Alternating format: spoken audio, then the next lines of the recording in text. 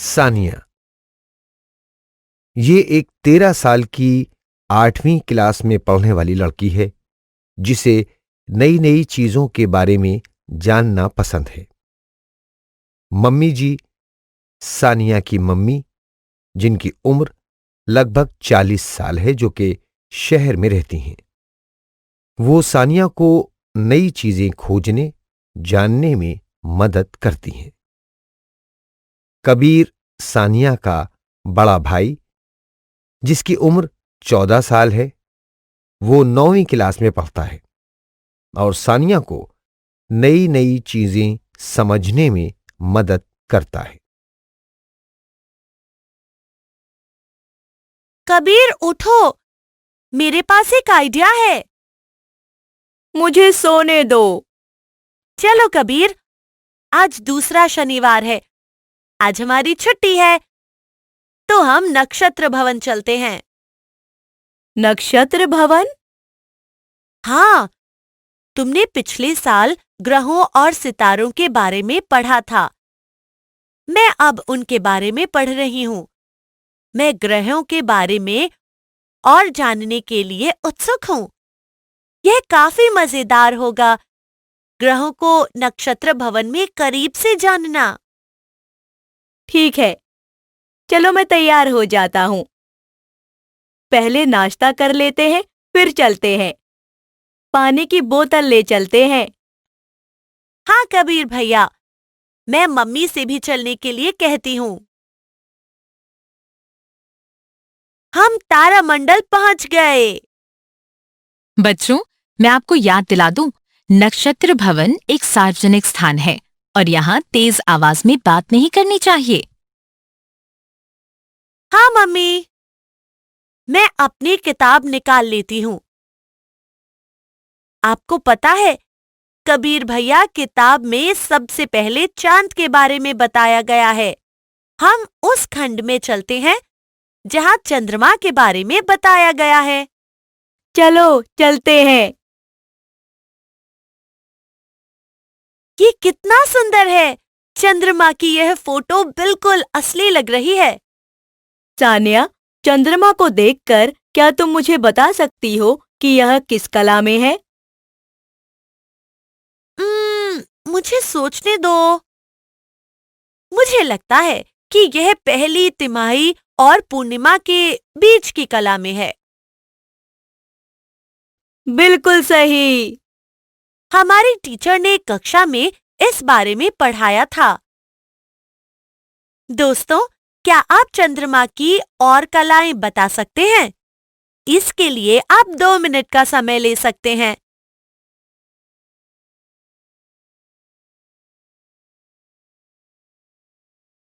नया अर्धचंद्र,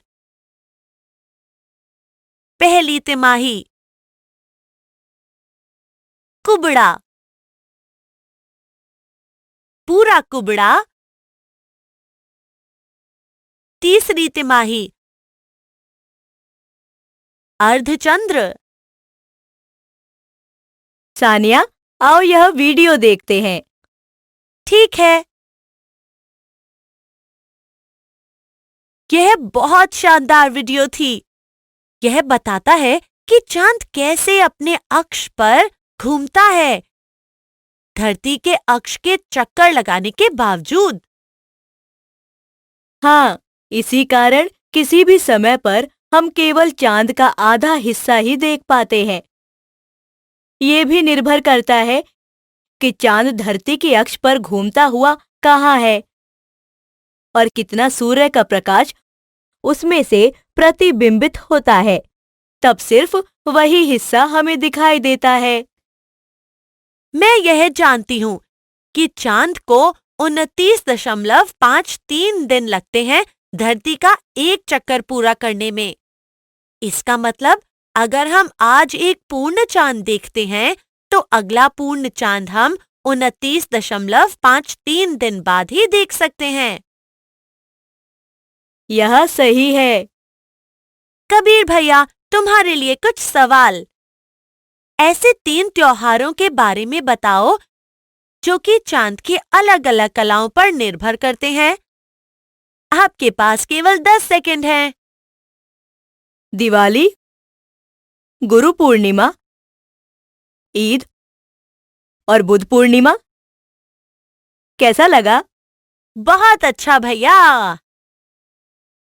यह मजेदार है कि खगोल विज्ञानी और कवि दोनों के चांद को लेकर अलग-अलग विचार हैं। हाँ, कवि चांद के लिए कोमल, खूबसूरत और शांत इस्तेमाल करते हैं, पर हकीकत में चांद की सतह बहुत कठोर और खुरदुरी है। यह सही है सानिया। इस फोटो को देखो। इसमें चांद पर धरती जैसे बड़े-बड़े पहाड़ हैं और गड्ढे ऐसे प्रतीत होते हैं कि कोई खगोलीय पिंड जैसे उल्का पिंड, धूमकेतु चांद की सतह से टकराए हों।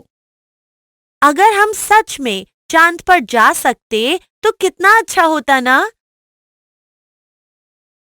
हो सकता है टेस्ला और नासा दोनों पता लगाने की कोशिश कर रहे हैं कि क्या चंद्रमा पर इंसान रह सकते हैं। अगर यह हो सकता है तो हम चांद तक का टिकट खरीद सकते हैं और वहां जा सकते हैं। ये तो बहुत बढ़िया होगा। दोस्तों, क्या आप नासा और टेस्ला के बारे में जानते हैं? राष्ट्रीय वैमानिकी, नेशनल एरोनॉटिक्स और अंतरिक्ष प्रशासन की स्थापना यूनाइटेड स्टेट्स की सरकार द्वारा की गई। इसका मिशन अंतरिक्ष अन्वेषण, वैज्ञानिक खोज और वैमानिकी अनुसंधान को आगे बढ़ाना है। अपने दोस्तों या शिक्षक से पूछें कि टेस्ला ने वैमानिकी के क्षेत्र में क्या किया है। मम्मी, हम तारों के सेक्शन में जा रहे हैं। जब आप चांद के सेक्शन को देख लें तो आप वहां आ जाइएगा। ठीक है। आकाश के तारों में मुझे ध्रुव तारा पसंद है। ज्यादातर लोग उसे उत्तरीय तारा कहते हैं। क्यों? क्योंकि धरती के अक्ष की दिशा सीधे ध्रुव तारे को दर्शाती है। हमारी टीचर ने स्कूल में कहा था कि दिशा सूचक यंत्र के आविष्कार से पहले यात्री और नाविक उत्तरीय तारे को देखकर अपनी यात्रा की दिशा को समझते थे। ये सच है। तुम्हें पता है, अभी उत्तरीय तारे का नाम पोलरिस है। हर 20 से 25,000 साल में धरती का अक्ष बदलता है तो उत्तरीय तारा भी बदल जाता है। अगले उत्तरीय तारे का नाम वेगा होगा। ये मजेदार तथ्य है। दोस्तों, क्या आप मुझे बता सकते हैं कि खगोलीय पिंड जैसे धरती और तारों की दूरी को कैसे मापा जाता है? इसके लिए आप 2 मिनट का समय ले सकते हैं।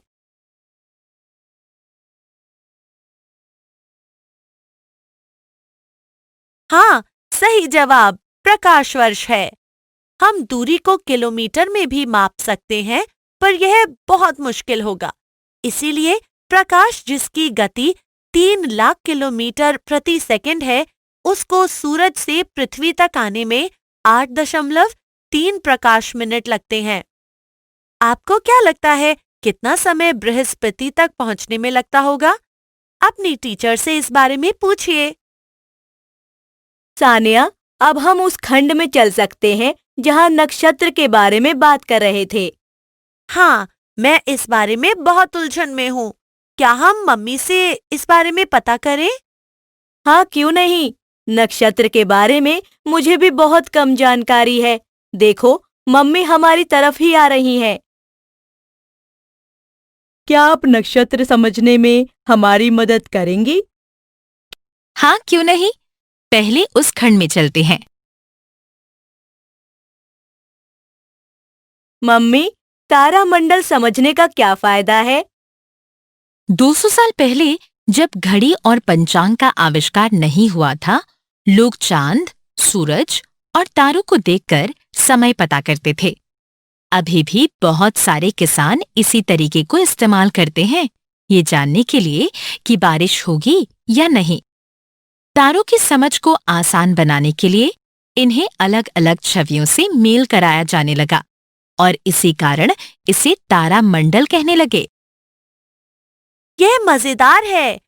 उर्सा मेजर को ग्रेट बेयर कहते हैं, पर यह भालू जैसा बिल्कुल नहीं दिखता। पर यह कलछी जैसा दिख रहा है, इसीलिए इसे बिग डिपर भी कहते हैं। तारों के बारे में जानना बहुत समय और धैर्य का काम है। क्या तुम जानती हो जिन्हें तारों के बारे में जानने का शौक होता है उन्हें क्या कहते हैं? मुझे इस बारे में नहीं पता। खगोलज्ञ और तारों के अध्ययन को खगोल विज्ञान कहते हैं। बहुत सारी किताबें तारों और तारामंडल के बारे में पढ़ने के लिए मौजूद हैं। मुझे लगता है मुझे भी खगोलज्ञ बनना है। मैं लाइब्रेरी से तारों से संबंधित कुछ किताब लेने जा रही हूँ। ये बहुत अच्छा है सानिया। मुझे बहुत भूख लग रही है। क्या हम कैंटीन से खाना खा लें? फिर आए ग्रहों के बारे में जानने के लिए। हाँ, मैं भी भूखी हूँ। यह मजेदार है। इसके बारे में जानकर मुझे भूख लगने लगी। चलो चलें। आज हमने जाना चंद्रमा पृथ्वी का एक उपग्रह है। ये पृथ्वी के चारों ओर घूमता है, जिसे पूरा होने में लगभग 29.53 दिन लगते हैं। चंद्र चक्र जहां चंद्रमा बदलता रहता है उसे चंद्र कलाएं कहा जाता है। चंद्रमा की कलाएं इसलिए होती हैं क्योंकि चंद्रमा सूर्य के प्रकाश को प्रतिबिंबित करता है। चंद्रमा पृथ्वी और सूर्य के अक्ष के आधार पर हम केवल चंद्रमा के उस हिस्से को देख सकते हैं। उत्तरीय तारा या ध्रुव तारा वो है जो पृथ्वी के अक्ष के बहुत करीब है। यही कारण है कि अन्य तारे पूर्व से पश्चिम की ओर जाते दिखाई देते हैं, लेकिन उत्तरीय तारा बिल्कुल भी स्थान बदलता प्रतीत नहीं होता। पृथ्वी का उत्तरी तारा पोलारिस है। 20 से 25 हजार वर्षों के बाद जब पृथ्वी की अपनी धुरी थोड़ा लड़खड़ाती है तो उत्तर तारा भी समय के साथ बदलता रहता है। वेगा अगला उत्तरी तारा होगा। एक स्थान से दूसरे स्थान तक पहुंचने के लिए समय की गणना प्रकाश वर्ष के संदर्भ में की जाती है। प्रकाश की गति 3 लाख किलोमीटर प्रति सेकंड मापी गई है। सूर्य से पृथ्वी तक प्रकाश पहुंचने में 8.3 प्रकाश मिनट लगते हैं। तारामंडल सितारों का एक संग्रह है जो एक दूसरे से बहुत दूर हो सकते हैं, लेकिन ये एक छवि बनाते हैं। घड़ी और पंचांग के आविष्कार से पहले इंसान इसी का इस्तेमाल मौसम पता करने के लिए करते थे। वर्तमान समय में बहुत से लोगों को खगोल विज्ञान के अध्ययन का शौक होता है और वो सितारों का अध्ययन करते हैं।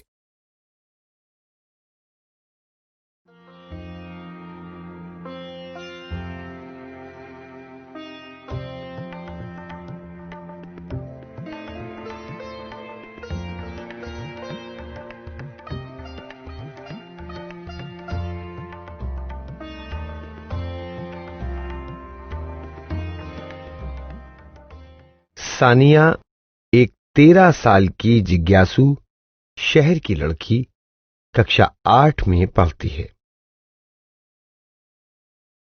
कबीर सानिया का भाई 14 साल का लड़का है जो उसकी चीजों को समझने में मदद करता है और विभिन्न गतिविधियां करता है।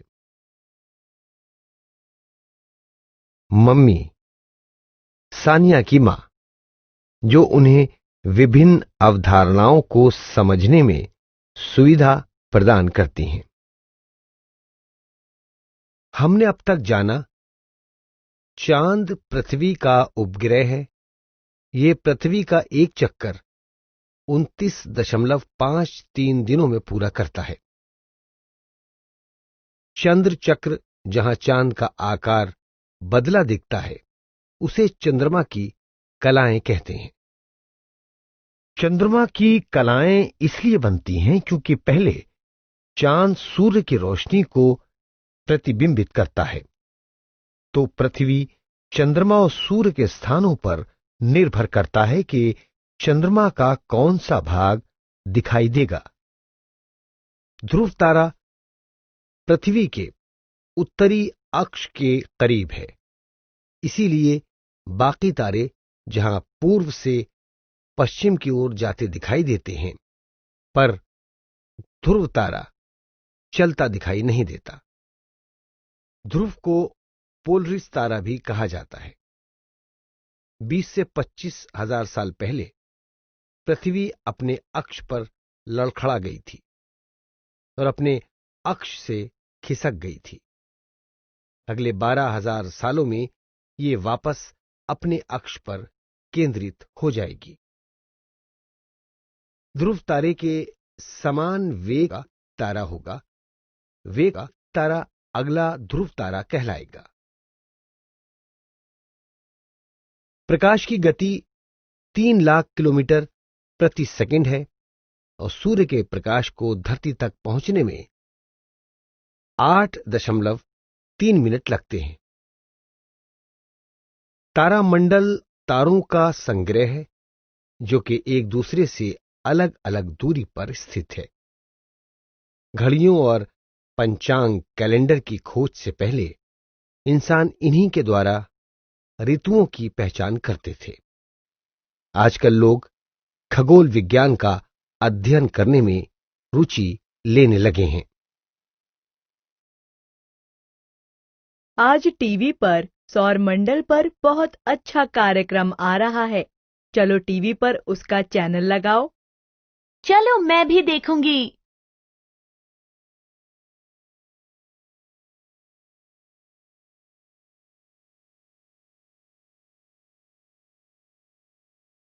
कितना अच्छा था, कितना कुछ नया सीखने को मिला।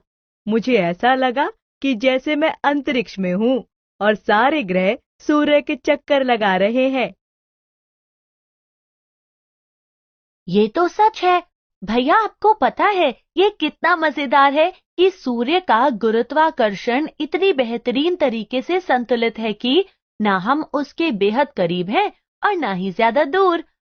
अगर पृथ्वी, बृहस्पति या बुध की जगह होती तो क्या होता? ये सोचकर मुझे डर लगता है। मुझे लगता है कि पृथ्वी सौरमंडल में ऐसी जगह पर है, तभी इंसान इस पर जीवित है। वैज्ञानिकों को अभी तक किसी और ग्रह पर जीवन नहीं मिला है। सच में? तो हम समझ चुके हैं कि सूर्य के गुरुत्वाकर्षण के कारण ग्रह उसके चक्कर एक निर्धारित पथ पर लगाते हैं, सही? हाँ, इसी कारण से उपग्रह भी ग्रहों के चक्कर उनके गुरुत्वाकर्षण की वजह से लगाते हैं। अब हम कहाँ चलें? अंतरिक्ष की गहराई में। चलो हर एक ग्रह के बारे में कुछ और जाने। तुम क्या कहती हो? हाँ, ये अच्छा आइडिया है।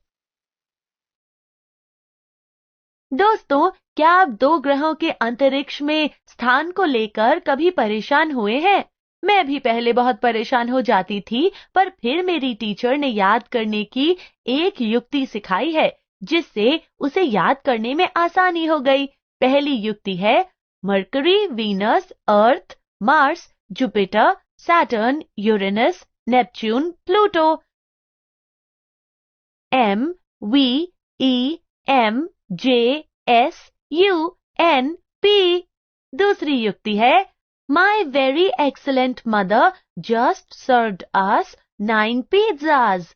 अपनी टीचर से पूछिए, ऐसी ही और युक्ति क्या उन्हें पता है? भैया, क्या आपको पता है बुध और शुक्र दोनों के अपने उपग्रह नहीं हैं? हाँ, और सूर्य के बहुत निकट होने के कारण दोनों दिखाई भी नहीं देते। शुक्र 2 से 3 घंटे सूर्योदय से पहले और सूर्यास्त के बाद दिखाई देता है, तभी इसे शाम या सुबह का तारा कहते हैं। किंतु ये तारा नहीं है। ये देखो पृथ्वी का चित्र अंतरिक्ष से।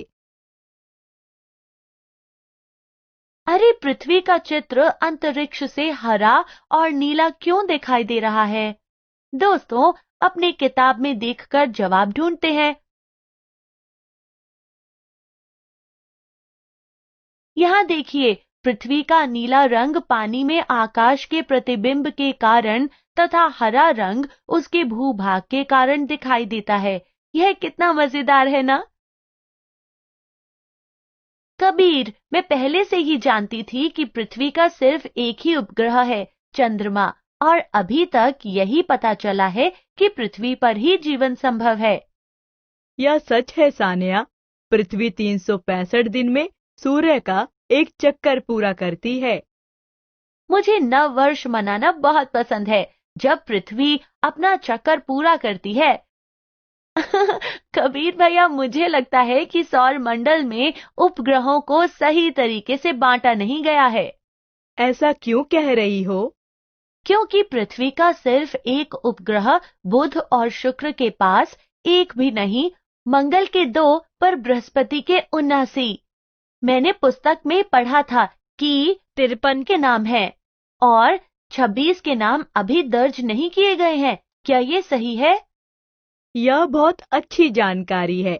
बृहस्पति का चुंबकीय क्षेत्र पृथ्वी से 10 गुना शक्तिशाली है। हम जानते हैं कि ग्रहों के खिंचाव के कारण उपग्रह अपने पथ पर रहते हैं। हो सकता है इसी कारण बृहस्पति के चारों तरफ 79 उपग्रह हैं। मैं यह सोच रही हूँ कि अगर पृथ्वी के 2 चंद्रमा होते तो मैं अपनी कक्षा में दोस्तों के साथ इस बात पर चर्चा करूंगी। चलिए, आखिरी 3 ग्रहों के बारे में पता करते हैं। अगला शनि है। सानिया, देखो सौर मंडल का हीरा। शनि भी बृहस्पति जैसा ही है। दोनों हाइड्रोजन और हीलियम से बने हैं। ये सच है कबीर। शनि का घनत्व पानी से भी कम है। सोचो, अगर हम शनि पर तैर सकते तो। दोस्तों, मेरे पास आपके लिए एक सवाल है। हमारे सौर मंडल में कितने तरह के ग्रह हैं? हिंट, यह कबीर ने जो कहा उससे संबंधित है। हाँ, आप सही हैं। लौकिक, गैस के गोले, बर्फ के गोले। बुध, शुक्र, पृथ्वी और मंगल लौकिक। बृहस्पति और शुक्र गैस के गोले। यूरेनस और नेपट्यून बर्फ के गोले। हाँ, तो यहाँ विवरण में लिखा है यूरेनस और नेपच्यून यूरेनस जैसे ही है। दोनों ही पानी की मोटी परत, अमोनिया और मीथेन से बने हैं। पृथ्वी के बराबर माप की फोटो में ये भी देखो कि दोनों के पास रिंग है, परंतु यह शनि के जैसे दिखाई नहीं देते। मुझे प्लूटो के लिए बुरा लगता है। वह भी एक ग्रह था, पर एकदम से उसे ग्रहों के परिवार से निकाल दिया गया। ये अच्छा है कि प्लूटो हमसे बहुत दूर है और कोई वहां रहता नहीं है, वरना वो हमसे इस बारे में सवाल करते। दोस्तों, क्या आप बता सकते हैं प्लूटो को इंटरनेशनल एस्ट्रोनॉमिकल यूनियन से क्यों निकाल दिया गया? अपनी टीचर से इस बारे में पूछिए। आज हमने सीखा सौर मंडल में 8 ग्रह हैं और ग्रह सूर्य के चारों ओर घूमते हैं। प्लूटो 2006 तक 9वां ग्रह था, लेकिन बाद में इसे सूची से हटा दिया गया था क्योंकि ये अंतर्राष्ट्रीय खगोलीय संघ द्वारा दिए गए ग्रहों की परिभाषा पर पूरा नहीं उतरा। बुध, शुक्र, पृथ्वी और मंगल लौकिक ग्रह हैं। लौकिक ग्रह वो हैं जो मुख्य रूप से सिलिकेट धातुओं से बना है। बृहस्पति और शनि हाइड्रोजन और हीलियम गैस से बने हैं। यूरेनस और नेपच्यून को बर्फ का गोला कहा जाता है क्योंकि उनका वातावरण बहुत ठंडा है। बृहस्पति से नेपच्यून तक शुरू होने वाले बाहरी पथ के ग्रहों में बहुत सारे उपग्रह हैं। बृहस्पति के चारों ओर लगभग 79 चंद्रमाओं की परिक्रमा है।